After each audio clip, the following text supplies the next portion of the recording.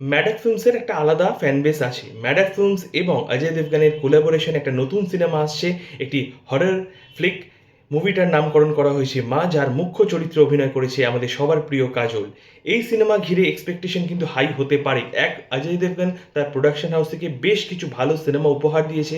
পাশাপাশি ম্যাডাক ফিল্মস কিন্তু একটা বক্স অফিস খুব ভালো বোঝে, মানুষের পালস খুব ভালো বোঝে। খুব ভালো হয়েছে ট্রেলার কাটটা। একটা নেগেটিভ এনার্জিকে খুব সুন্দরভাবে পোর্ট্রে করা হয়েছে। ব্ল্যাক শেড এবং কালার গ্রেডেশন খুব সুন্দরভাবে দেখানো হয়েছে। ইন দ্য ওয়ার্ল্ড অফ শয়তান এইভাবেই প্রমোট করা হচ্ছে ওভারঅল এই মুভিটাকে। কারণ আমরা জানি শয়তান মুভিতে একটা নেগেটিভ এনার্জিকে যেভাবে দেখানো হয়েছে মানুষের প্রশংসা পেয়েছে, সেরকম যদি এই সিনেমাটাও ভালো স্ক্রিপ্ট হয় এবং মানুষের গ্রহণযোগ্যতা পায়, তাহলে কিন্তু বক্স অফিসে একটা ভালো কালেকশন আনতে চলেছে। ব্যক্তিগতভাবে কিন্তু আমার ট্রেলারটা খুব ভালো লেগেছে।